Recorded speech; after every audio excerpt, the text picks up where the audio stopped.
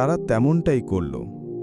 এরপর আল্লাহ পৃথিবীকে আদেশ করলেন, তুমি যা গ্রহণ করেছ তা ফিরিয়ে দাও। তারপর সে ব্যক্তি পুনরায় জীবিত হল। আল্লাহ তাকে জিজ্ঞেস করলেন, তুমি কেন এমন করেছিলে? সে বলল, হে আমার রব, আমি আপনার ভয়েই এটা করেছিলাম। অন্য বর্ণনায় আপনার ভয়ে ভীত হয়ে। তখন আল্লাহ তাকে ক্ষমা করে দিলেন। আল্লাহ তাআলা বলেন, 3 ধরনের মানুষের বিরুদ্ধে আমি কিয়ামতের দিন নিজে বাদী হব। 1, যে ব্যক্তি আমার নামে কসম খেয়ে প্রতিশ্রুতি দেয় অথচ তা ভেঙে ফেলে। 2, যে ব্যক্তি কোনো স্বাধীন মানুষকে বিক্রি করে এবং তার মূল্য খেয়ে ফেলে। 3, যে ব্যক্তি কোনো শ্রমিককে কাজে নিয়েছে, তার কাছ থেকে পুরো কাজ আদায় করেছে, কিন্তু তাকে তার প্রাপ্য মজুরি দেয়নি।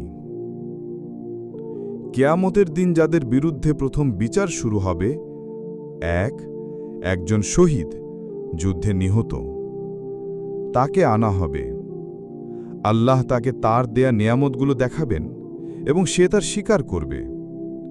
আল্লাহ বলবেন, তুমি এগুলোর বিষয়ে কি করেছ? সে বলবে, আমি আপনার পথে যুদ্ধ করেছি, এমনকি শহীদ হয়েছি। আল্লাহ বলবেন, তুমি মিথ্যে বলেছ, তুমি যুদ্ধ করেছিলে যাতে মানুষ বলে সে সাহসী। তারপর তাকে মুখের উপর টেনে নিয়ে জাহান্নামে নিক্ষেপ করা হবে। 2, একজন আলেম ও কারি, যিনি ধর্মীয় জ্ঞান অর্জন করেছে, শিক্ষা দিয়েছে, কোরআন পাঠ করত। তাকে আনা হবে। আল্লাহ তার প্রতি অনুগ্রহ স্মরণ করিয়ে দেবেন। সে বলবে, আমি জ্ঞান অর্জন করেছি, শিক্ষা দিয়েছি, কোরআন পাঠ করেছি আপনার জন্য। আল্লাহ বলবেন, তুমি মিথ্যা বলেছ, তুমি জ্ঞান অর্জন করেছিলে যাতে মানুষ বলে সে একজন আলেম, আর কুরআন পাঠ করেছিলে যাতে বলে সে একজন সুন্দর কারি। তারপর তাকে জাহান্নামে নিক্ষেপ করা হবে।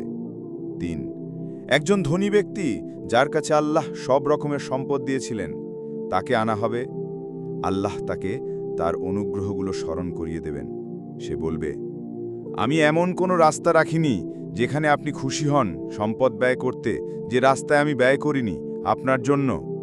আল্লাহ বলবেন, তুমি মিথ্যা বলেছ, তুমি ব্যয় করেছিলে যাতে বলা হয় সে দানশীল।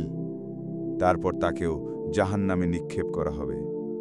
আল্লাহ সর্বশক্তিমান বলেন, আদম সন্তানদের মধ্যে আমার বান্দা প্রথম যে কাজের জন্য জবাবদেহি করবে তা হলো পুনরুত্থানের দিনে তার নামাজ হবে তার বিচার। যদি তা সঠিক হয় তাহলে সে সফলতা লাভ করবে এবং সাফল্য অর্জন করবে। আর যদি তাতে ঘাটতি থাকে, তখন মহিমান্বিত ও মহান আল্লাহ বলবেন, আমার বান্দার কোনো নফল নামাজ আছে কিনা যার দ্বারা ফরজ নামাজের ঘাটতি পূরণ করা যেতে পারে। এরপর বাকি আমলগুলো এভাবেই বিচার করা হবে। আল্লাহ জান্নাতবাসীদের বলবেন, হে জান্নাতবাসীগণ। তারা বলবেন, হে আমাদের প্রতিপালক, আমরা হাজির, আমরা আপনার সন্তুষ্টিতে রয়েছি, আর সকল কল্যাণ আপনার হাতেই। তারপর তিনি বলবেন, তোমরা কি সন্তুষ্ট? তারা বলবেন, হে আমাদের প্রতিপালক, আমরা কেনই বা সন্তুষ্ট হব না, যখন আপনি আমাদের এমন কিছু দান করেছেন যা আপনার অন্য কোনো সৃষ্টিকে দেননি। তখন তিনি বলবেন, তোমরা কি চাও না আমি তোমাদের এমন কিছু দান করি যা এর থেকেও উত্তম? তারা বলবেন, হে আমাদের প্রতিপালক, এর থেকে উত্তম জিনিস কি? তখন তিনি বলবেন, আমি তোমাদের প্রতি আমার সন্তুষ্টি নাজিল করব এবং এরপর আমি কখনোই তোমাদের প্রতি অসন্তুষ্ট হব না।